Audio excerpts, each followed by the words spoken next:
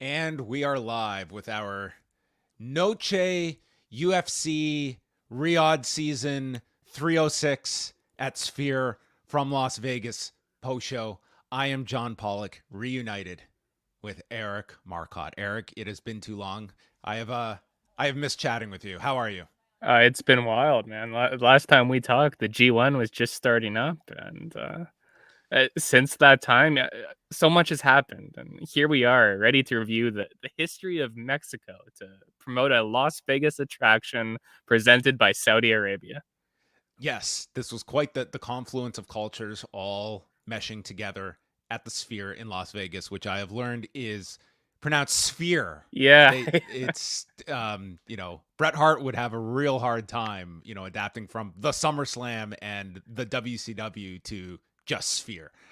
So apologies, folks, but grammar might be our enemy on this particular show. We are going to go through what I think is going to be an all-time memorable UFC event, and not just for the aesthetics and production, but we had some. When I saw that, I believe it was the second round with Joshua Van coming back, I was like, man, this might be round of the year. It was not even round of the night, to tell you. And then, as Dana White said, I hope a lot of new fans tuned in, and I hope they tuned in and then left after the Diego Lopes fight and did not watch the final two fights. We will get to all of that. But also joining us later will be Robert Pearson, friend of the show. He is going to be dropping by from Las Vegas, where he attended the show. So we will get the in-person experience at Sphere. Eric and I can give our thoughts on how it translated onto the broadcast. But Eric, even at your very young age, you've become a cynical, jaded MMA consumer. PFL has done a number on your system, but tell me, did you get excited for what this was going to be? Because so much of the intrigue of this show went beyond the fights to just what is this going to look like, running such an unconventional arena for a combat sports event. no, I wasn't excited at all. Honestly, I was cynical and jaded. I came into this I love it. thinking this is probably going to look very silly. And I was wrong. And listen, I'll be the first to say it. I thought this looked phenomenal. And you know what? When I sat down to watch the Fight Pass prelims, I thought I was gonna be right. Before they started the graphics, I was watching these first like two fights, like you might as well have shot this in the Apex because this looks like shit. And then as the show goes along and they started to roll out more of their high tech production, like this looked incredible. I had a pretty healthy interest in just seeing how they would pull this off. What will $20+ million look like in the Sphere? And I have to say, I think I echoed your sentiments on the undercard, but I also wasn't expecting a ton on the prelims. It's this giant arena. But then when that main card started, dude, I will tell you, of watching MMA, I was blown away. I could not fathom what it was like to be there in the Sphere for the movies, for all of the different backdrops, the worlds that they had come alive. Like, this could have been a total bomb for a fight audience that, I mean, to this day has Megadeth lived off that Affliction performance. But I thought it was such a home run. It was an expensive home run, but a home run nonetheless for this production that I don't know if UFC will ever replicate that. I don't know if they'll do another Sphere show again. I don't know what the opportunities will be to even come close to something like this. It was, to me, one of the great achievements in UFC's history. This is definitely going to be one of the cards that you always remember just for the aesthetics of this. So many UFC shows look exactly the same. And that's not something I have a problem with.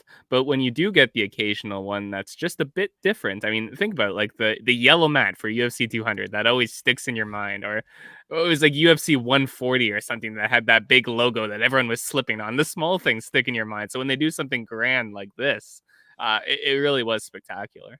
Yeah, nothing really showed how far UFC has come from the days on Fox where they had to paint over the canvas to here they are in the Sphere and the main card begins and everyone is fighting over the withdrawn blood of Irene Aldana from the undercard, whose blood just splattered all across this mat as if you see a photo of her today, looks like an axe was taken to her forehead. We'll get into it, but I mean, I think we should start with the history of Mexico, Chapter 6, The Art of Fighting. All yours, John. Yes, yeah, we're gonna start in the early times of Mexican history. So pull up your textbooks. Dana White, Professor White, was in session on Saturday night at Sphere. You could also see, as people were entering, a hologram of Dana White speaking Spanish. That is one of those files that I think will be downloaded and saved by the Brandon from New Jersey's of the world for eternity. I think he already sent me that exact same clip, so you are without a doubt right. I saw one for Sean O'Malley too. He wasn't speaking Spanish or anything. He was just shadowboxing, but it looked so real. I would have thought the man was just like shadowboxing inside a box or something. But technology is getting scary. They did announce over 16,000. This was Dana White afterwards announcing over 16,000 in attendance and a gate of $22 million. So, I mean, falling short of what they originally projected for the gate, but a record nonetheless for the UFC. This tops UFC 205 with their debut at Madison Square Garden for Eddie Alvarez and Conor McGregor, which was $17.7 million. And I'm guessing, Eric, as much as you may have enjoyed the presentation of this, you weren't kicking yourself over dropping $5,000 to $10,000 for a ticket.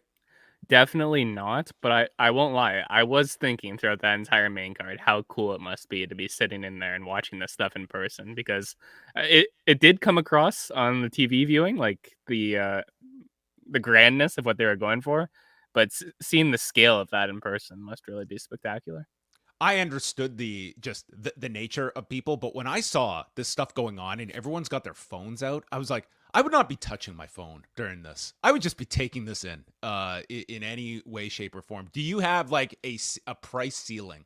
Like, I would certainly love to see something at the Sphere, but what would be, especially for a combat sports event, like what is your ceiling before it becomes, I will never spend that amount on any combat sports event? I think things are getting more expensive, so that's something that you always have to keep in mind here. But I think anything over like $500 is where I start to go. That is like, what am I doing with my life? Yeah. My ceiling is probably around the same. I'm like, And again, that's the ceiling. That's not what I spend. Like, that's not yeah, what I look to spend. That is the most I would spend on something I really want to go to.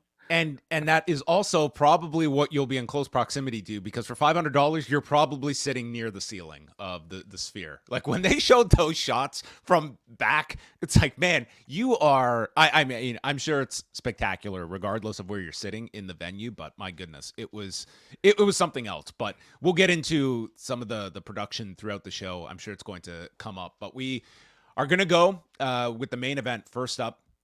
Merab Dvalishvili challenging Sugar Sean O'Malley for the UFC Bantamweight Championship. And this came at the end of a super long night because you had a number of things all coupled together on the main card. You had these 90-second videos, which these things add up by the time you're airing them, because they were not airing in place of the regular preview videos for all of the fights. Then we had the entrances. Then you had like the post-match stuff.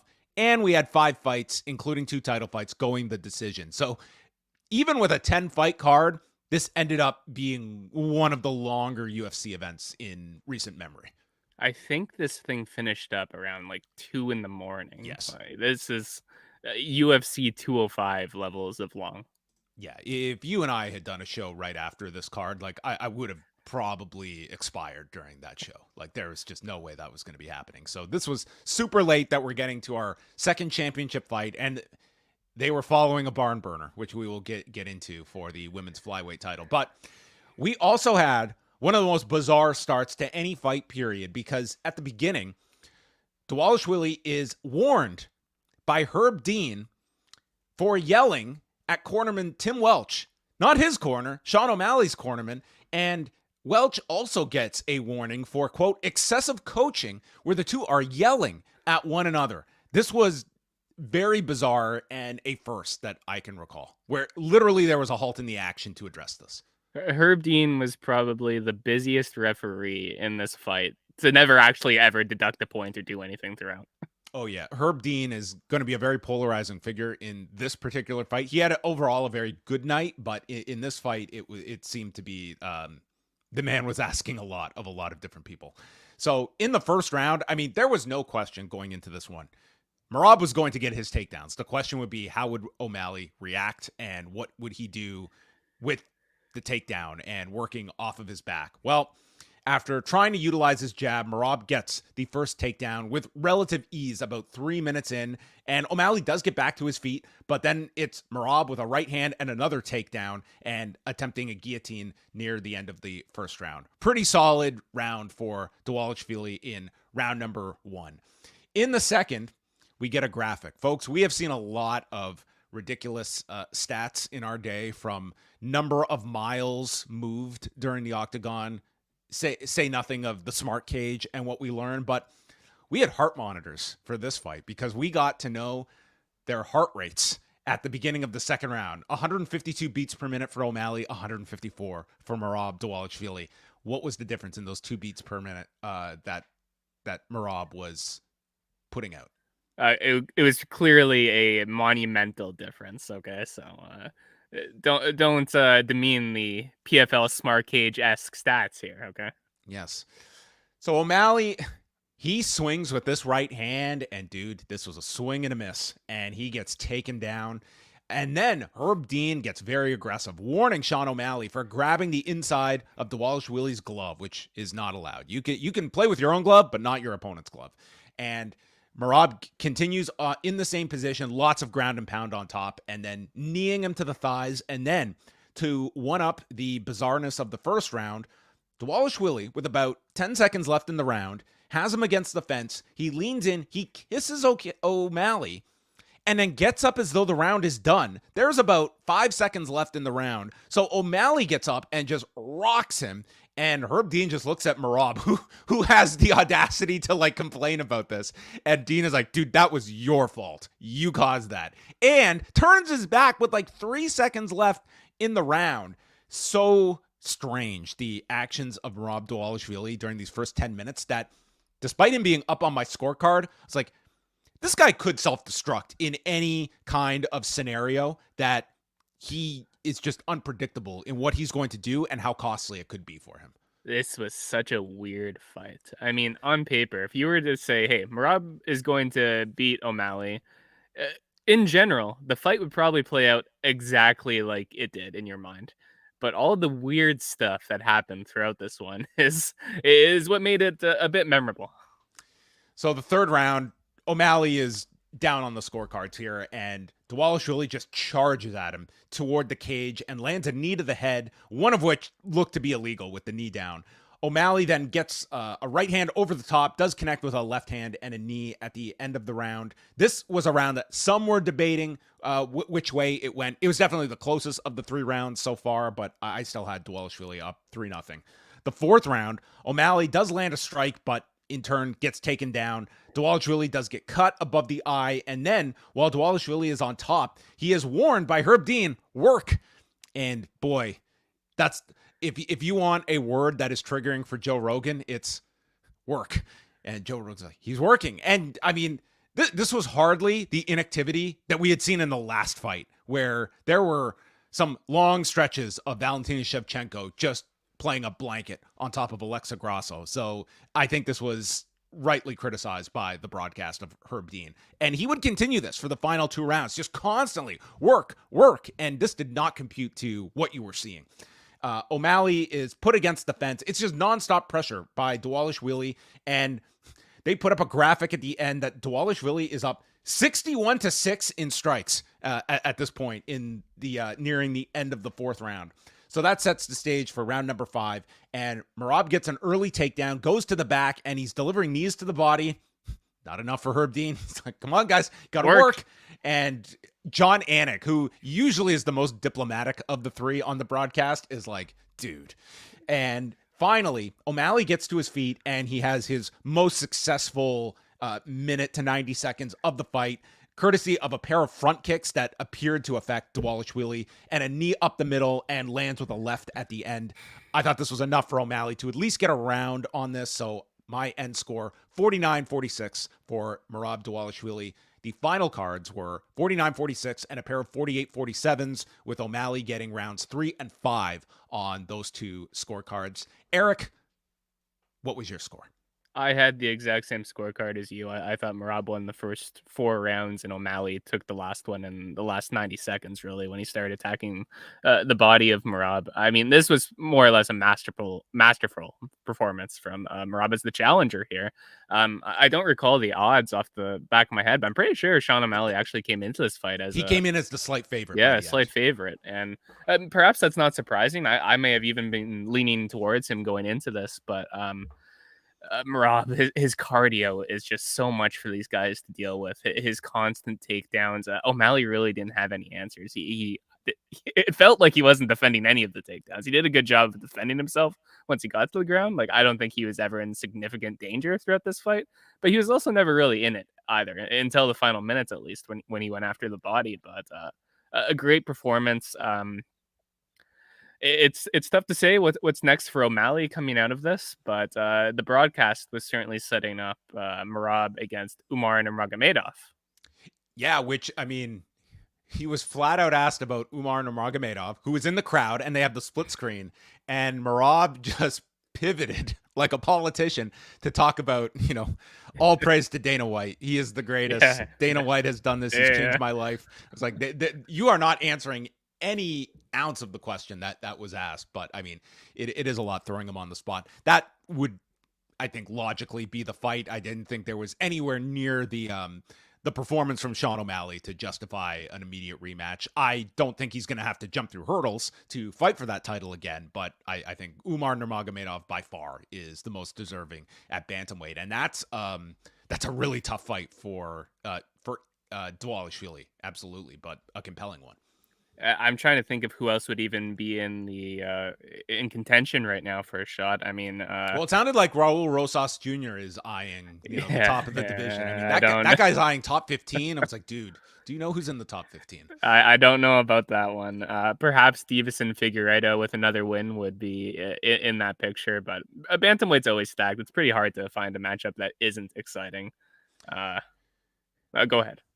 I was just going to say it was not the most compelling main event. It was certainly a step above the fight we're about to get into, but I was still entertained by just watching Dvalishvili for 25 minutes pour on this pressure up until pretty much the final 90 seconds, when it was the only time he was vulnerable in this fight. It was a relative flat performance by O'Malley, who just did not have the answers of being taken down repeatedly, what that took out of him, and not getting his rhythm on the feet until very late in the fight. I mean, Dvalishvili, it's, the comparison was made on commentary to Khabib Nurmagomedov, in that it's not a puzzle of what the game plan is going to be, but it's being able to have a game plan to counter it. And Sean O'Malley was not able to counter it for 24 minutes. I think it's remarkable how strong Dvalishvili has looked throughout his last 3 fights against, obviously, O'Malley here, Henry Cejudo, Petr Yan, just dominating performances against really strong grapplers in there, too. I mean, especially given that right before that, it was coming off a very human performance against the old Jose Aldo, who defended every single takedown attempt he threw at him, or even before that, where he nearly got finished by the ghost of Marlon Moraes. So to go on a run like he's had in these last 3 fights, he's definitely a beatable champion, and at the same time, it feels as though he's unstoppable. Yeah, I mean, you think so highly of like his takedowns, but it's like he had 6 over 25 minutes. It's not like it's this crazy amount, but he just pours on a ton of pressure on top, and it's ground strikes, like to Herb Dean's dismay. Like, there was a lot of damage done while he was on top. He was working, man. You could have had Rihanna as his soundtrack. That's a very old man joke from myself. We move on to our second championship fight of the card, a trilogy, as Alexa Grasso defends the women's flyweight title against Valentina Shevchenko, their third meeting in as many fights. I went back, Eric, this week. I watched both of their previous fights.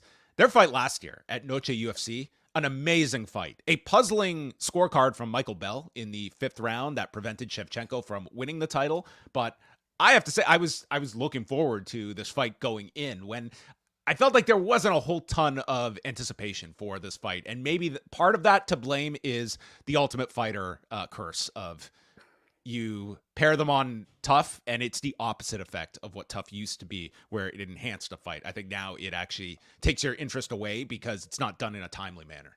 I think that that's very true. I also think that there is probably less than 20 human beings on the entire planet who even realize that they coached the last season of The Ultimate Fighter, let alone watched it. It should have been one of the stats at the on the screen at the bottom. Did you know? Hey, They I'm coach. with you. I love that last fight between these two. I thought it was phenomenal, but I can't lie and say that I was looking forward to this one. I think I've just watched too many Valentina Shevchenko fights over these years that have just been like watching paint dry, and I kind of figured it was going to be more of the same here. And this time I was right, Well, unfortunately. get that brush out, okay? We're about to Yeah. get a whole new masterpiece here, a second reign as a champion. Well, Mm. the beginning, I mean, it's very evident what Shevchenko's game plan was going to be. She got her first of many takedowns about 90 seconds in. Grasso, to her credit, when she was put on her back, she was trying very hard for various submissions, but Shevchenko never got concerned. It's kind of, you have to watch it in two ways. There's the UFC broadcast way, where any submission that is gone for, it's suddenly like, we should get their heart monitors, because Joe Rogan's goes through the roof. It's like, oh, it's tight. It's tight. Oh. And It's I'm locked watching, in. but it's like, watch it on mute. And I was like, Shevchenko doesn't look like she is in any danger here. There is none. There are no veins popping. There is no redness in the face. It was like, she is calm as a cucumber here. So you kind of have to balance the two, unless you're putting yourself in the choke to fully grasp what it is. But that's kind of, I think sometimes we award submission attempts too highly, and I completely blame Joe Rogan for that. The more enthusiasm the commentators generate, the more you think the fight's about to end. Okay, a submission attempt that's called the right way is basically a near fall of MMA. Yes. Still, my all-time favorite is UFC 152 in Toronto and Vitor Belfort, and Joe Rogan just dismisses. He's like, he's not gonna catch a John Jones in a submission, and within seconds, Vitor Belfort nearly submits John Jones, and it was one of the classic 180s. And even I think Joe Rogan, as I recall, had to even like walk it back. Yeah. Like, that was a little off on that call. So Shevchenko lands on top, ends the round in mount. Second round, she gets another takedown in the first round, in the first minute, moving to half guard, and Grasso threatening with an armbar, but Shevchenko just shuts it down and would move to side control at relative ease. And again, more takedowns, moving the side. Grasso tries for a triangle from underneath while also trying for a Kimura, but again, it's Shevchenko's defense that shuts down the submission game. And we're continuing into the third round, knee up the middle from Shevchenko, and then scores another takedown that was really well timed. She couldn't advance on a head and arm attempt, and the crowd is getting tired at this point. Shevchenko is landing strikes on top, mounts the back at the end. Into the fourth we go, and Shevchenko shoots and is caught in a guillotine, and this is, the hype meter is growing. And then Grasso turns her over. And this does look to be a significant submission attempt from Grasso, but Shevchenko is calm. She pops her head out, and she's in Grasso's guard. And Shevchenko would, again, moves to side control, even gets a crucifix near the end of the fourth. And then the fifth. Grasso needs something big in these final 5 minutes. Her corner even it basically stated, like, this is not an entertaining fight, okay? This is just so we're all on the same page. This is not very entertaining, so do what is necessary. Grasso gets a takedown and tries for an armbar, but loses Shevchenko, who then executes her sixth takedown of the fight. And then there's a clinch in the center. Shevchenko takes her to side, gets back at the end, and then we have 8 of 12 takedowns by the end of this fight, and it's Shevchenko controlling the rest of the fifth. By the end, 14 minutes and 49 seconds of ground control for Shevchenko compared to 31 seconds of ground control for Alexa Grasso. Valentina Shevchenko, your new flyweight champion, 50-45, a shutout across the board. That was my scorecard. I imagine you're not going to be differing from that, unless you saw this 48-47 for Grasso with a 10-8 somewhere in there. I scored the fight for Tai Tuivasa. No, it was a 50-45 easy for Shevchenko. I mean, Alexa Grasso found success in their previous fights by capitalizing on Shevchenko's mistakes. There weren't a lot of mistakes from Valentina Shevchenko here. She came in with a very simple game plan, and she executed it to perfection. I mean, you have to wonder if Grasso should have spent more energy just trying to get up and less chasing submissions, but in the heat of the moment, obviously, I mean, she's going for a finish. It's not like she's just accepting her position either. Yeah, it was it was tough. Like, you go back to the previous 2 fights, and it's like, if you're just looking in totality, like, I felt very confident. The superior fighter is Valentina Shevchenko, who made an error in judgment in the first fight. And arguably, I actually did believe Grasso did win the second fight. It was close, but I just looked at this, and this was Shevchenko just dotting all her I's, crossing her T's, and not giving Grasso any attempts to capitalize on any mistakes. And that seemed to be the margin that Grasso was trying to operate in. Significant strikes, okay, for Grasso. She landed 2 in the first, 2 in the second, 5 in the third, 1 in round 4, and then the onslaught came in round 5 when she connected with 8 significant strikes. This was just a dominant performance from Shevchenko. It was not an entertaining affair. This was a, I don't know if this is exciting everyone for the second reign of Shevchenko at 125 pounds, but I mean, she clearly won this fight, and it was that was that. It was a well-deserved victory, very dominant. Let's never watch or talk about this again. And it would appear Manon Fior is going to be waiting in the wings. She was the backup fighter that weighed in for this one. They're probably just going to do this for a 4th time. I mean, I've seen enough of Davison Figueiredo and Brandon Moreno to know they're just going to do this again. I think we could definitely take a break before we get 1-1-1. The Andrade and Carmelo Hayes of UFC. Brian Ortega against Diego Lopes. No one had 103-degree fever on the day of the fight, so this one actually did make its way to the octagon. And this was a Diego Lopes that came out of the gates, and he puts Ortega down with this combination and slams him down. And it looks like Diego Lopes is going to break the run of decisions on this card. He's dominating Ortega, but opts instead to go into his guard, and Ortega is cut by the left eye, finally lets him up near the end of the round, and Ortega actually manages to end the round with several jabs. But I thought this was going to be over. Did you think that Diego Lopes made any error here, that he just went into Ortega's world, that this was on the precipice of being done? Because Ortega looked rocked. It's tough to say. I mean, sure, if he did something different, I'm sure he could have got a finish. But when he's probably so excited to have been knocked down Brian Ortega like that 30 seconds into their fight. His first big fight, really. I mean, I don't blame the guy at all. I'll leave my thoughts till the end. Well, he continued in the second. Combination lands by Lopes. He's landing a lot of leg kicks to the point that this growth is forming on Ortega's left leg. That looked a lot of fun. The third round, we can see how swollen the leg is of Ortega. They traded in the pocket, and Ortega when he got behind his jab, it seemed to be like at least building something, but Lopes stopped a takedown, backed him against the fence, and just piled it on, landed a huge left hand, and dropped him near the end of the round. A really great performance by Diego Lopes. I had this one 30-27 for Lopes. It's his 5th win in a row. 30-27s from 2 judges, one going 10-8 for the first round and giving it to Diego Lopes 30-26. But, easily his biggest win on his resume. And I think now you look at Diego Lopes as somebody approaching that top 5 area at 145 pounds, if not higher. Definitely. I imagine he will be moved from the 12th ranked featherweight into the top 5 after this win. This was number 12 versus number 3. So a big jump for Diego. But I mean, this was a beatdown. This wasn't a competitive fight. Diego Lopes beat the shit out of Brian Ortega for 15 minutes. He dropped him multiple times. I don't think Brian Ortega was ever really in this fight. Not that he didn't have his moments, but I thought this was a phenomenal performance from Diego Lopes. Yeah, for Brian Ortega, I mean, he's flirted with the idea of going to lightweight. It seemed that he was pretty much destined to move up in weight when he got the call for this fight back in June. I don't know what his future is at lightweight.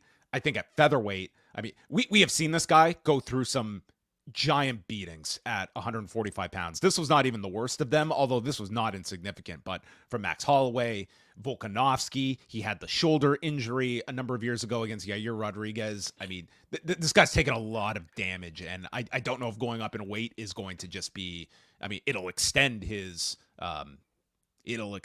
career, but in the long run, I don't know where we are with Brian Ortega. It's tough to say. It all depends kind of on how he physically adjusts at 155, I suppose. Like if you take a look at Max Holloway when he first moved up to fight Dustin Poirier versus when he moved up last to fight Justin Gaethje. He had a different physique, and that was a big difference in his performance, I imagine. The same for Brian Ortega. Lightweight's interesting right now. You do have a lot of big name guys who are kind of on the decline. I suppose the question is Brian Ortega one of those big names who are on the decline, or does he still have more left in the tank? Then we go to Daniel Zellhuber and Esteban Ribovics at Woo! 155 pounds. A unreal fight that these two had over the course of 15 minutes. Zellhuber, he is coming off a decision win against Francisco Prado and would have an 8-inch reach advantage in this fight. Ribovics, last seen head kicking Terrence McKinney in 37 seconds. So this one on paper looked to be an entertaining affair. It did not disappoint. These first 2 rounds, whatever you scored them, you're not going to get any complaint out of me. These were such close rounds. I narrowly gave Zellhuber rounds 1 and 2, but these were such coin flip rounds, I found, Eric. I agree completely, and I gave both of them to Ribovics. It was just that close. I have nothing. I don't have any solid argument to go against you with that. Me either. I found these to be really tough rounds to score. The pace that these guys were fighting at in the first 2 rounds was absolutely remarkable. Yeah, we had, Zellhuber going to the body, working behind his jab, and he did increase his volume late in the round, but Ribovics is entering in with combinations and then popping out. And then Ribovics starts to go to the body in round 2, and Zellhuber was managing his distance a bit better late into the second and lands a knee up the middle. All that to start the 3rd round. And if you've been listening to me and Eric for some time now, you know how much I hate the pre-3rd round hug. I just hate it. We got it here. Cormier, Rogan, not fans of the hug either, but they were accepting because it's been a pretty entertaining fight so far. Then we get the next 4 minutes and 58 seconds in one of the best rounds you're going to see. Zellhuber lands an elbow during an exchange, and it catches Ribovics, drops him with an elbow, and you think it's over. But Ribovics comes back, stunning him, and then, dude, this guy unloaded the tank on Zellhuber. Zellhuber is just trying to evade and run away to the point he trips. It's like a horror movie. Zellhuber then returns fire on him and is landing. Ribovics goes to the body. The amount of strikes he landed unanswered on Zellhuber was in the dozens. He stuns him again, jabs at the end. One of the best rounds you're going to see this year, and one of the best fights you're going to see this year. I'm going to sound like total Switzerland here. I thought this was a 10-8 Ribovics round, so I had it a draw at 28-28. Completely different from your scorecard, I imagine. But, man, there was not a loser in this fight, because I think these two, like, it's amazing. Like, everything is contextual, but so often when I see a fight like this, I just think about, like, that first Griffin Bonner fight that is so celebrated. Yeah. And granted, great fight. But, dude, this, like, blows away Griffin and Bonner by such a significant margin. And I hope this has a fraction for these two fighters that those two received in 2005, because this fight was a big card that they had this on. It was the fight of the night. Amazing bout. And the winner, by the way, Esteban Ribovics, by split decision, 29-28 in his favor by 2 judges and 1 scoring it for Zellhuber. I gave him every round. I mean, you like I said, I would have no problem with scoring the first 2 rounds the other way. I did think he did enough to take that last round, even though he got, like, horribly rocked twice in it himself. I mean, this fight was awesome. The pace that they fought at for the first 10 minutes was crazy. And then the 3rd round, it was probably, unless something remarkable happens this year, it's your round of the year. This 3rd round was absolutely amazing, like out of a movie scene almost. It absolutely, like, and I enjoyed the whole fight, because the first 2 rounds, they were so close, and it just, you could have any scorecard going into the 3rd, and then they give you the ultimate climax in those final 5 minutes. It was just incredible. And there were, as much as I hate the hug, it was almost like poetic how you got the hug into this just insanity midway through this round. So this is at the top of your priority list to watch this fight from Saturday night, as Ribovics gets the victory. It was not the strongest night for the Mexican-born fighters on the show, capped off with Alexa Grasso losing her championship. It feels like that's the case a lot. Whenever they really try to localize a card, then you realize, oh yeah, maybe who we have isn't quite enough to build an entire card around, and this is one of those times, I think. The pay-per-view portion opened up with Ronaldo Rodríguez and Ode Osbourne at Flyweight, and Osbourne is using his speed at the beginning. Rodríguez walks right into a right hand and gets dropped. And Osbourne tries for a triangle. He's elbowing him from the back. He has a huge round. He's trading elbows in the guard, and the rest of the round just works in Rodríguez's guard. But Rodríguez does recover. This was borderline 10-8. I didn't go 10-8 for either of these first two rounds, but they were in the neighborhood, and I'm kind of conflicted. I'm more liberal on 10-8 rounds, but I understand in the scoring system that we've almost gone back where it needs to be almost a justified homicide for a 10-8 round.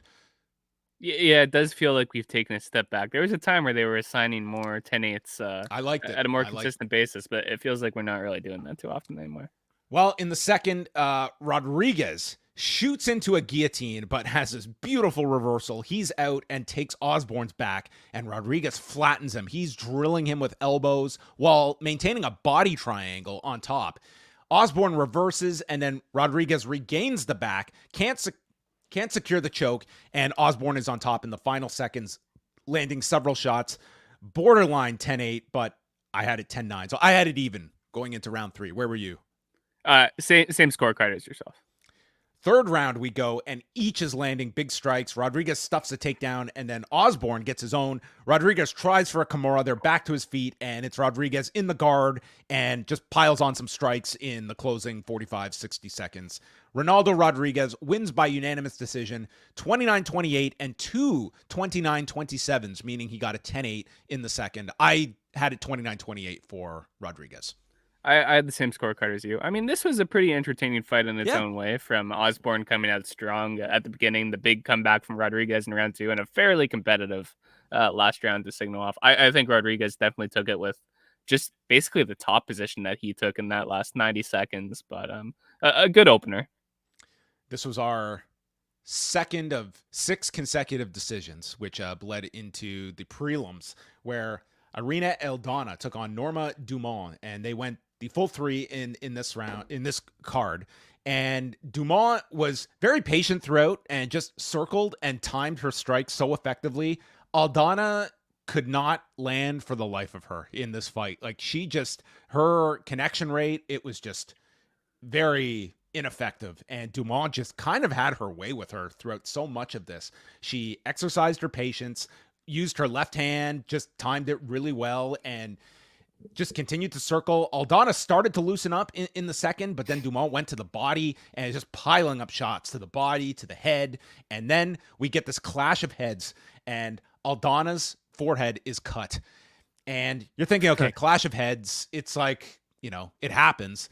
Then we see in between rounds a close-up of this. What clash of heads occurred? Was Dumont like, did she have like a switchblade on top of her forehead or something? Because this was one of the nastiest cuts you're going to see. Yeah, this is all over the place. If you're listening to this show, there's a good chance you've already seen it, because it's everywhere. This is one of the nastiest cuts I can recall. And it's gigantic, too. This isn't one of those, tiny cuts that you look and you're like, oh, that's deep. This is like a giant cut right down the middle of her face. I mean, insane. All the blood you saw, if you just tuned in for the pay-per-view, this was all Aldana's blood over the canvas. There wasn't a lot of bleeding on this show, just a lot of Irene Aldana bleeding. That was it. She left a lot of herself in the octagon on Saturday.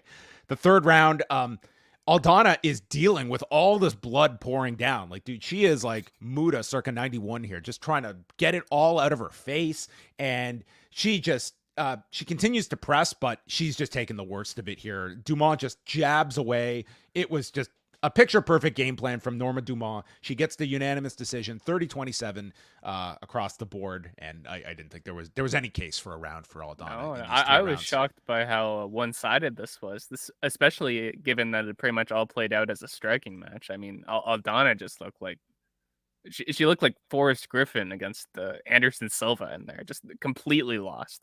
Couldn't really find a home for anything. So we have Norma Dumont improving to 12-2, and came in as the favorite on this fight. Ignacio Bahamondes versus Manuel Torres. We did have a finish in this one in the first round. Torres started off a good start here, and then Bahamondes lands a head kick, goes to the body, and a right hand drops Torres, and he's executing ground and pound as he goes into his guard. They get back to their feet, and Torres walks into another right hand, and in both cases where he is knocked down, he just walks into these strikes, and Bahamondes perfectly times it. And this right hand, he drops him, and it's Torres just overextending with the left hand, and Bahamondes just precise. Stops him 4 minutes, 2 seconds of the first round by TKO. He's now won 5 of his last 6 fights, and this was just a superior striker finishing Manuel Torres. When Bahamondes wins, he wins in spectacular fashion more often than not, and this is no exception. Ketlen Souza versus Yazmin Jauregui at 115 pounds. This one also ending in the first. Jauregui much busier on her feet, leaping knee. Both women are struck low, which we don't often see. And Jauregui is the one who is hit second, and she yells after this. And upon the restart, Souza just drills her with this right hand that sets up the left hook, drops her, and gets the rear naked choke. And before you can even process this, it's done. 3 minutes, 2 seconds of the first round, and Souza has now won 7 of her last 8 fights. Yeah, I mean, this is a bizarre fight for the 3 minutes it lasted. The double low blow, immediate knockdown finish. I mean, I kind of wish every fight would end like this, but I'm glad we got to see at least one. And then Édgar Chairez versus Joshua Van. Joshua Van apparently had stated that, so Kevin Borjas was supposed to take this fight. And then over the last week or so, Joshua Van got the call while he states he was downing shots at the bar and said, yeah, sure, I'll fight. And so he comes into this with like pretty much no preparation. He makes the flyweight limit and goes the distance here with Édgar Chairez. And the first round, not looking too optimistic for Joshua Van because, first of all, Chairez looked a full weight class above him. This was like a bantamweight in this flyweight contest. He looked huge, and he is landing low kicks. He's connecting with jabs. Van's leg buckles midway through the round. This is not looking good for Joshua Van. And then Chairez drops him with a straight right. Great round for Chairez. But then we come back, and this is where I've got to get my one rant out. I don't know where you watch the prelims, but I watch them on Sportsnet 360. And this happened. This was the first time it happened was on this fight because it was the first fight on the televised prelims. We go to the second round, and we come back from break 50 seconds into the round.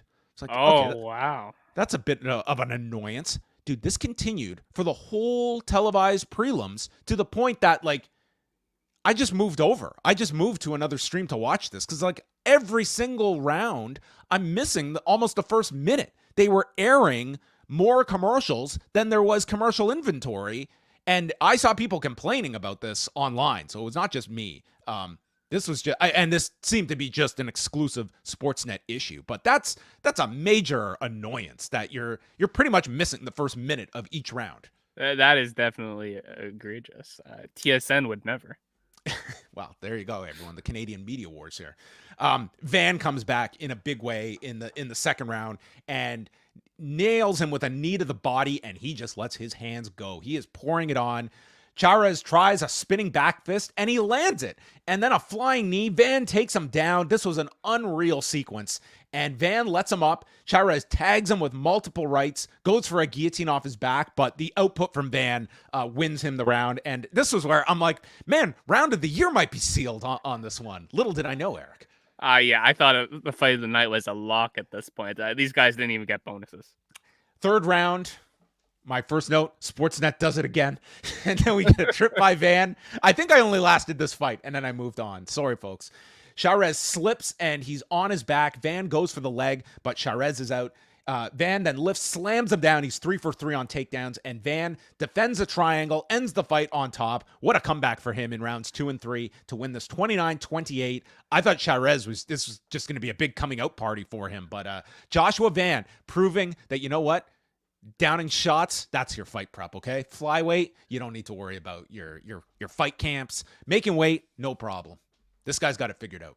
Given the circumstances, very impressive performance from Joshua Van. And this was honestly a fantastic fight. Easily the second best fight of the night. Yes.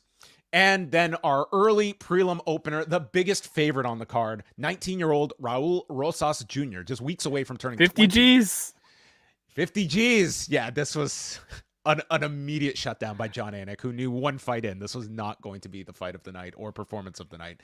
Minus 1,050 favorite, Raul Rosas Jr. against Orichi Long. And they went 3 rounds here. Rosas Jr. actually had a great first round. He gets the single leg takedown, and into the guard he goes, moving to side control, dominant control, goes to the back for the remainder of the round and ends the round in mount. The second, a lot of stance switching by Rosas Jr. and Orichi Long is concerned about the takedown, does land some single shots, and then they got into a brawl near the end where Orichi Long landed several left hands to even it up on my scorecard. The third round begins with a hug, and Rosas Jr. gets the takedown early, moves to side, and continues with ground and pound, wins the round 29-28 on all 3 judges' scorecards. And Raul Rosas Jr. has now moved to 4-1 in the UFC. It's like, this guy is like, they're slowly evolving. And then he gets on the microphone and had several eye-opening statements from, he wants the 50 Gs, and Jon Anik's like, don't know if that's quite got bonus material attached to it on that fight. And he wants to talk numbers with Dana White. He wants more money because he's on one of those terrible Contender Series contracts. And he wants a top 15 opponent. Now, for context, the 14th ranked bantamweight right now is Dominic Cruz, okay? What would Dominic Cruz do with Raul Rosas Jr. right now? Let's take it at face value that this is a slower process. Let's not get ahead of ourselves on Raul Rosas Jr. My mind went to literally the exact same place as you. I imagined him against ancient Dominic Cruz and how Dominic Cruz would wipe the floor with the current version of this guy. And that's not to say that the man has no potential. He's 4-1 in the UFC and he's very young. That's super impressive. But he is far from ready for the top 15 at bantamweight, which is the deepest division in the world. Your overall thoughts on Noche UFC Riyadh season 306 at Sphere in Las Vegas? I came out of this pretty happy with the majority of what we got. I thought the Spear, once they really turned it on for the main card, was really a spectacular viewing experience. There were some incredible fights. The flip side, of course, basically no finishes, and the title fight sucked. But, no one's saying this is card of the year, but it's a memorable one at least. You did have a fight of the year contender for sure. You with did. Ribovics and Daniel Zellhuber. Well, I thought that the experience really did translate well on the broadcast, but we need to get inside the venue, inside Sphere. And joining us now, the man, the brains behind Real Digital, friend of Post Wrestling, Robert Pearson, joining us from Las Vegas with the Sphere in the background, no less. Wow. Look at this. The man blocks himself to perfection. And joining us, let's also give a lot of respect to a man who had a very late night at the Sphere because we went super late, and he's on the West Coast joining us before 9 a.m., no less. The true MVP, Robert Pearson. Oh, well, thank you, guys. I'm very happy to be here. So don't worry, time zones aside, nothing like a little post-morning or post-podcast to kick off the day. So I'm feeling great. Thanks for having me. Okay, well, why don't you tell us a little bit about, first of all, securing a ticket to this event, and what was it? Was this a given for you that this was an event you wanted to be able to check out in person when it was announced?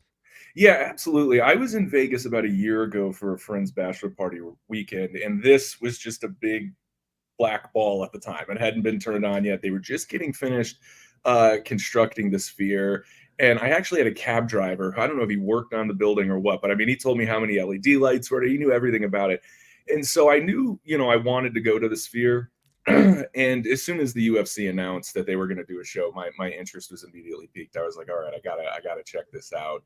And like most people, when the card was announced, I was okay, a little could have been more excited, but I knew it was going to be all about the experience, and it was a very immersive, interesting experience. But John, to talk a little bit about the ticket sales, I was lucky enough to get in on a pre-sale, which turned out to not be so lucky, considering 3 weeks after the tickets went on sale, all the prices got slashed 75%. Oh. So, you know, that was, I've never experienced that as a fan before, feeling like really excited, feeling like you got that ticket, and then 3 weeks later seeing that the seat right next to you is still available for 75% of the price that you paid. So it's been a real pendulum swinging of emotions with this one. Yeah, we didn't get the WWE moment where they came out and announced the $22 million gate and everyone cheered for how much they paid for the tickets. But setting a new gate record of $22 million for the company. So we've been talking about just like our experience watching it. I thought when the pay-per-view began, I was blown away. I thought this was so incredible. I couldn't fathom what it was. And I saw some of your videos that you had sent along. I mean, can you encapsulate what that experience was like, especially during the first movie and into like the worlds that they constructed for the main card fights? Yeah, I mean, you know, I was very fortunate to be in a seat where there wasn't really any obstructed view. So you can sort of imagine at any sporting event, your eye line is sort of fixated on the action. But in this setting, 100% of your peripheral view is sort of encapsulated by some sort of unique imagery. So, you know, let's just say hypothetically, sometime during the last 50 minutes of the card, when there was a lot of grappling going on, if you got a little bored, there was certainly a lot to look at and take in. And there were definitely moments during certain fights where, you know, I think people maybe would normally go get a beer or go do something, but you really were riveted. Like, you didn't want to leave your seat because you didn't know what was going to go next or what was going to happen. And the transitions between the worlds, I think, were definitely the most interesting. You know, again, I don't know what it looked like on the broadcast, but you would sort of be fixated in a world. Then they would sort of break things up with these short films. But there really was a unique transitional element between the worlds. And you really do feel like you're sort of moving and flying when you're in there. So, yeah, I mean, it is difficult to put into words. I will say the Sphere is sort of sold on a sort of 5D sort of experience where there's smells and there's seats shaking. So a lot of people were discussing what is that quite going to be like, and there weren't really any extra elements like that. You know, it really was largely just the screen. You had the fights, you had the audio, and then at one point they did have some flower petals that fell from the sky, but that was about the extent of the what might you say, anything over the audio visual experience, you know, which the Sphere is sort of known to offer. But I got to say, I mean, as a guy, this is my 4th UFC fight, and it's gonna be pretty tough to go back to another one because, I mean, how do you even come close, right? I mean, in terms of missing out on the interactive elements, I'm pretty sure that the smell of the UFC is Axe body spray, so you didn't miss out on much there. That's a great point. I was wondering, I didn't know if the dude wipes or whatever one of the sponsors were, if they were going to make those rain at some point. But yeah, interactive. Luckily they did not. Were you in the what were they called, the haptic seats, that this was sort of during key moments of the fight that your seat would like shake? Were you in those seats, or did you get any sense of whether those worked, if they were a hindrance to people? I was told that I was in those seats. Obviously, I mean, not that memorable. Yeah, you wouldn't have felt anything for the last 2 fights anyway. Absolutely not. Yeah. Very good. I mean, there was a palpable energy in the audience that people were feeling, but nothing generated by the seats. There were a few times where there was a little bit of shaking, but I genuinely couldn't tell if that were people just stomping and clapping or if it was being generated from the seats. But I did, especially during the movies and the cinematic experiences, did kind of expect something like that. Expect some seats shaking. Again, maybe some sort of smell. I imagined it was going to be something associated with the environment, but they did not go there. There were wristbands that were handed out, and I know that those were interacting. I did not have one, but I was also curious if maybe those vibrated or something. I didn't know if maybe that added a little something to maybe people thought they were getting text messages during the fights. But But yeah, nothing that I could experience, at least from a booster pack or whatever, the vibrating seats. I was not able to feel. From a creative standpoint, and given kind of your line of work, Robert, like, was there stuff that you felt worked really well, or conversely did not meet the mark?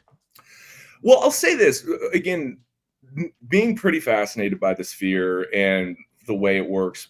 People might not know anything that's actually shot to be projected on the sphere is shot on a camera, a one-of-one camera. I mean, they might have more now, but the lens is literally a foot in diameter. I mean, this is a hyper-specific piece of equipment that I would imagine only a handful of people are able to operate. So I was curious how much live footage the UFC was going to shoot to project up onto the dome.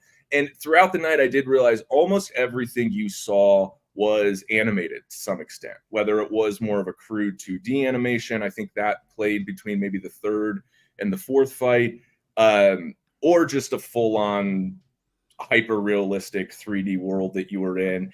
And again, I point that out because I was sort of curious going in what they would shoot and what that would look like. Although they did it for the co-main event, it was the only fight where they had a sort of pre-taped walkout, where they clearly shot the fighters and their teams on green screens and then put them in the world. They did not do that for the main event, which I thought was interesting. And I will say some of the biggest, most interesting things that caught my eye, and I honestly hope that they take away to other events, were some of the things like the Octagon girls. I thought every round, at least on the main card, they had a different look. And after the second fight, you're waiting. What is that going to look like? What is that going to look like? And I think that's something they could very easily translate and take to other events and other countries to help sort of celebrate whatever they're looking for. So there were some real practical things that they were doing on this show that I don't feel should be overlooked, because I think those could be taken to other events and could be really exciting. Yeah, I think that was such a breath of fresh air, is that UFC has, like, they have their playbook, and it's like one event can look like, no matter where you are, it can look so similar. And this was one where that was the complete opposite, where, I mean, it's like Dana White has his, like, this is just how we do things. And it's about churning out so much content that you get into this rhythm of just the same presentation. And it's a fine presentation, but this was one where it just seemed like they opened up the floodgates of creativity that we don't always get in this sense. Like, they really went above and beyond what the barometer has been for UFC production. Absolutely. And it's, especially since the TKO merger, I feel like there's this fear, from both sides that the WWE might become more like the UFC, or it seems like MMA fans are a lot more afraid that the UFC is going to become like the WWE.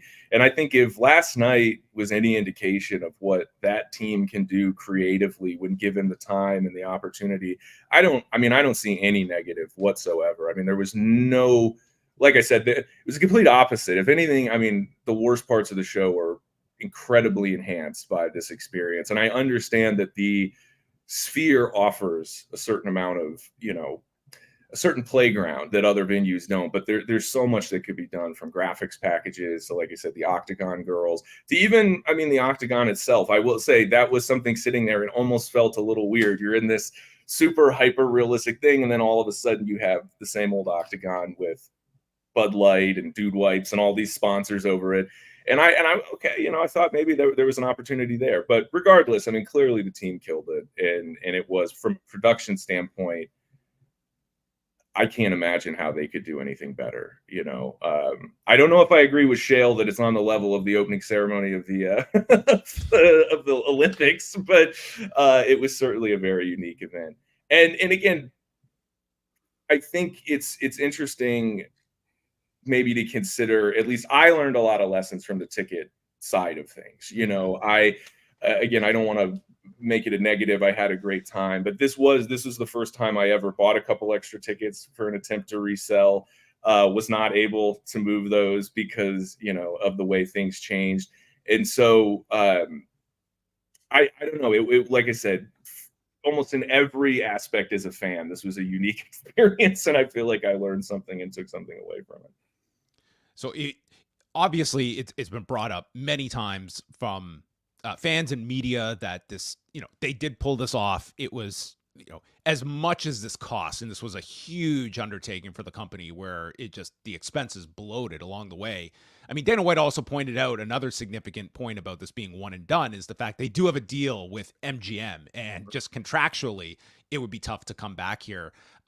You did relay to us. Nick Khan was there in attendance.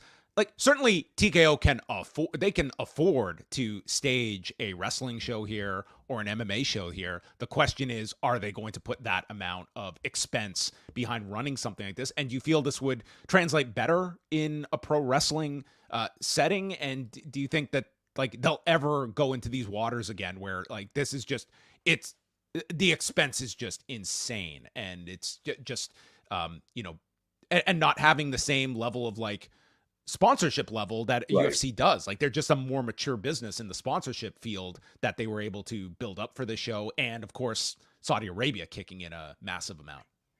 Yeah, I mean, I will say, I think that, again, the sphere is very interesting in that you can do so much with it, but it is also very limited. I mean, for most performances, there's about 4 lighting trusses that they sort of set up. They're as subtle as 4 lighting trusses can be. Those were removed for this event. So again, it just sort of, I bring that up because strictly from a lighting standpoint, you really are dependent on whatever you're projecting in the arena to basically light your octagon. And even from a broadcasting standpoint, I can imagine how scary that would be, because you want to be able to control as much as you can in terms of light and sound and everything. That said, I mean, it does seem like the sphere could be very conducive if we're talking WWE 4th anniversary show, I don't know, 30 years of SmackDown or whenever something like that comes up. Because again, if I'm not mistaken, it is still a relatively small venue if you're talking seats. If you do want to have a big WrestleMania, a SummerSlam, the sphere, I don't think could ever come close to doing that. However, if you did have some sort of anniversary event or something like a Raw or SmackDown, I think that could be really cool. Again, they would have to have a lot of time to shoot what I assume is a footage that can only then be used for the show. That's another aspect, that when you're creating these assets that are only going to live for the 2-3 hours on the night, it could take weeks or if not months to put those together. So, as a fan experience, I would imagine watching it again, it was totally worth it on our end. I would love to see what the WWE does, in a place like that, especially for a broadcast event, like a televised, Netflix. Maybe if they can get Netflix and Riyadh, and if they're lucky, maybe they can get Dude Wipes to help them, do an event. And I'll say this, and I don't mean this to, change direction or anything, John, but I couldn't help while I was sitting there think, we've done some live post shows. Post at the Sphere. You tell me, I'll make some calls. All right. I mean, 20 million is just, that's pocket change for me and Wade. I mean, you know what? Maybe for our 10-year anniversary, we'll book the Sphere. Okay, Robert, you will be our creative director. Eric can be the MC. We will we'll look at that. Maybe that's going to be 2027. Just a few more here. Sure. Did you get any sense, like, post show people on the way out? Like, did it seem to be any kind of reaction that you sensed from people after the show? I'll be honest. It definitely was a Sean O'Malley crowd, and by the how much drug use was probably done per capita? Like, probably more than any UFC event in history. You would assume in the Sphere. Yeah, I would assume. I mean, I do know the Grateful Dead has played the Sphere, and I would say maybe the UFC has set some new records last night, more than just Gate, but. There was actually a lot of tension. By the time the show was over, people did seem pretty bummed. They, the co-main event wasn't a barn burner. People were kind of really, energy had dipped. And then when the main event started, there was a lot of excitement. Obviously, all the graphics packages and stuff had sort of been picked up. But by the 4th round, I mean, there was the guy in front of me almost got into a fist fight with the guy across the aisle from me, because the guy in front of me was a Merab guy who was making that very clear. And by the 4th round, about 3 guys were cutting promos on him, telling him like, hey, you got to leave or shut up because this is not going to continue. And before, I would say with about a minute left in the 5th round, a lot of people were just getting up and leaving.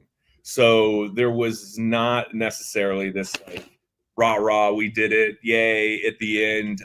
There was a small contingency of Merab fans that were then making their way down and seemed to be very happy. But going into the show, you could see as people walked in that they were clearly blown away and they were really, amazed by the spectacle. By the end of the show, I don't know if that was the same sentiment, but at the very least, I'm sure looking back on it, they appreciate it. But at the end of the day, I mean, what do you do? Those 2 main events, I mean, they're pretty indicative of what happens when you have high level, styles clashes. So blame the booker, blame whoever you want. But yeah, I mean, I was pretty neutral going in the main event. I wasn't really pulling for either guy. In the past, I've obviously, whether it's a DC or even a Cain Velasquez, I've definitely been in there pulling for wrestlers against high-level strikers, and it can be super exciting where you're on the edge of your seat. And unfortunately, Valentina and Merab did not necessarily extract those emotions from the majority of the crowd. Yeah. The last thing for me is just being in Vegas. Did you feel that the UFC event took up a lot of the promotion around town? I'm curious with the Canelo fight going on in Vegas as well on Saturday, if you sensed like this was like 2 major events going on, or did you see UFC sort of taking up a lot of the Mexican Independence Day weekend promotion? Yeah, I mean, from a visual standpoint, it was all UFC. I don't think I saw one flyer ad for the Canelo fight. I mean, in the airport, in the hotels, everywhere, you see, the UFC banners, you see just the posters everywhere. I will say, this is the only time I've ever been identified as a UFC fan so many times. I don't know how I feel about that, but when I was checking in, when I was on the plane, even just walking around yesterday, people would, are you going to the UFC show? Are you here for the UFC? So there definitely seemed to be a lot of focus and energy. And a few people asked, are you going to the fights? And when I would say yes, they would say which one. But they would also go, which one? The Sphere? And, so it definitely seemed like if there was any sort of turf war that the UFC won on that front. Because, yeah, visually it was everywhere, including a giant 60-foot ball. For people that are watching, this thing has changed like every 60 seconds in the background. It's I've been incredible. Completely entranced throughout this entire thing, just watching this thing perform. My first night here, I sat here for about an hour and a half and just watched it. Yeah, and I was very tired because of the time difference, and I couldn't. It's really spectacular. And for anybody visiting Vegas, I mean, depending on what show you're interested in seeing, no joke, if it's a little out of the price point, because I think the cheapest ticket at the Sphere, if you were going to go see Postcard from Earth, which is this movie that plays a few times a day, I think that's $125 per ticket. So no joke, there's literally a parking garage. I'm not sure if you could see it because of the exposure, but you can sit right out there for free, or probably for about $25, and just watch the Sphere all night if you wanted. And I don't know that would be that bad of an experience. It's pretty fun just to sit here and take a look at this thing. Very cool. Well, Robert, I want to thank you very much. I'd also be curious your thoughts if this is an event where you do go back and watch the broadcast version as well to contrast, because that's what we were limited to seeing. But when this pay-per-view started, like, I was blown away. Like, I was like speechless watching this. That this was just, it was unbelievable to see the level of like detail. And that was my thought was, is this a better live in-person experience? I mean, certainly you can't replicate the in-person experience, but I didn't think the broadcast to me did not suffer in any way. And I think you got like a nice slice of what it would be like to be there. Yeah, maybe go rewatch the co-main event and see if you have any different feelings about it on the second viewing. I'll try to get through it. Yeah, I'm very fascinated to go back and watch the broadcast. I'm curious, if you don't mind, before I jump, one thing I did notice that was very peculiar, especially because of what happened in, I think, the first or second round of the main event, where Merab just sort of walked off with 5 seconds left to go. This was the only fight I've ever been to where there was no audio in the arena for like the 10 seconds left in the round, you usually get the clapping. That was not there. There were no noises to signify the end or the beginning of the round. Usually there's like a little air horn or just something that and I don't know, I found that interesting. Was there anything on the broadcast in terms of like sound effects or something that they did to put that in there, or was that absent as well? Because I did notice a few times when you're actually watching the fight, you're not looking at the clock or anything. Sometimes it would just end and you were kind of like, oh, I didn't even realize.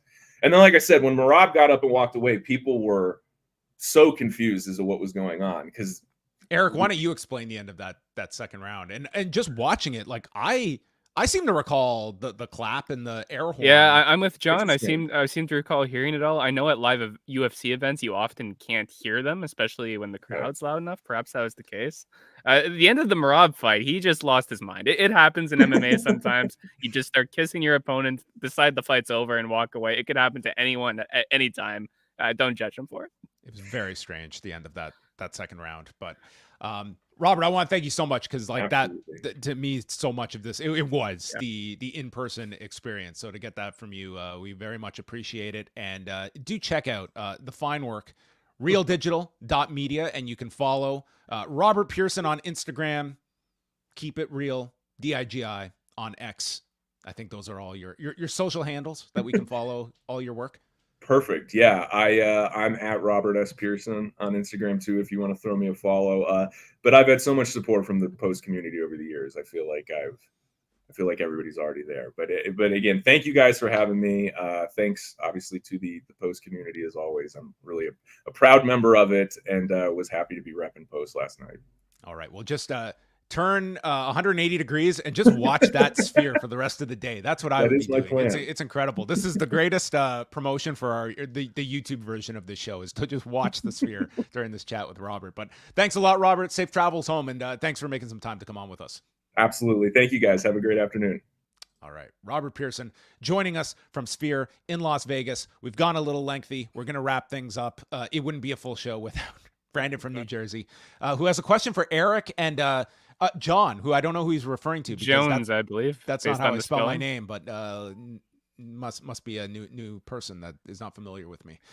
Says, if Post rented the Sphere for a Noche weekend, who would be designated in Carbonite speaking Spanish? Also, if Eric and Jack Wana met, would the earth spawned, combust, or fusion dance to a demon? I think that if Brandon was watching this pay-per-view and decided to ingest several edibles, that the effects are still going strong on Sunday morning based on this presentation that is disguised as a question. And also the amount he sent us, that I'm sure was a mistake. The question has a very obvious answer too, because of course it would be Brandon from New Jersey who would be encased in carbonite.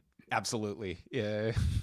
Yes, speaking in we'd have them in all different languages for such an event. So maybe we'll get that going. The post wrestling event at the Sphere in Las Vegas. We won't go through too much of what is coming up. Of course, man, at least they don't have to follow this with an Apex card next weekend, because my God, would that be the equivalent of the adrenaline dump of live events? But they are actually off next weekend. Then they go to Paris, France, which at the Accor Arena has been one of the hottest venues for Bellator, for UFC, for WWE. So that is Hanato Moicano and Benoit Saint-Denis in the main event. That's a strong main event. Yeah, very strong main event. 307 is on October 5th. Stay tuned, because this is the same night as Bad Blood, and it actually does not collide with the pay-per-view main card. We will see what our plan is that weekend. They are starting to stack these TKO events on top. Eric and I are going to have to discuss. We'll discuss it, because that's a very interesting weekend for me as well. Okay, well, we will have that chat offline. Alex Pereira, Khalil Roundtree Jr. for the light heavyweight championship, and Raquel Pennington making the first defense of her bantamweight title against Juliana Pena. Jose Aldo is fighting Mario Bautista. I know you've been clamoring for a Mario Bautista Jose Aldo fight. On the prelims. What is this? Jose Aldo, one of the greatest fighters to ever live, in the middle of a preliminary card headlined by Khalil Roundtree. This is offensive. This is a bizarre card of just like names throughout this. Like Kayla Harrison is fighting Ketlen Vieira on the main card. You have Kevin Holland against Roman Dolidze, Movsar Evloev against Aljamain Sterling. But the main event for Eric, Tisha Pennington against Carla Esparza in what will be Carla Esparza's retirement fight. Leave the memories alone. And then 308 is October 26th at Etihad Arena with Ilia Topuria against Max Holloway. And finally confirmed on Saturday, the wait is over. John Jones, Stipe Miocic, November 16th at Madison Square Garden with a co-feature, a rematch from May of 2021. Charles Oliveira, not Conor McGregor versus Michael Chandler. It's a way better fight. I'm not upset. And will Tom Aspinall be ringside for this main event fight? He's probably going to be in the ring fighting like Curtis Blades or something, just like this time last year. All right, so that is all coming up. We will be back for one of these pay-per-views. So we appreciate everyone for joining us here on the Sunday morning, as well as the great Robert Pearson and, of course, Eric Marcotte. How long have you been awake for? Not too bad today. Not too bad. I woke up around maybe 6 yesterday, so like I can get some sleep in. You've been awake since the event ended? I woke up around when the prelims started, so I timed myself to But wake you've been up. up since the event ended. Oh yeah. Oh, Well, I was at work. you're just. I watched the entire card and like from 7 until we started. A pro's pro. Yeah. Well, there you go, everyone. That is it for us. Thanks for tuning in to the Noche UFC 306 Riyadh Season Sphere post show. We appreciate all of you, and that is it. Goodbye.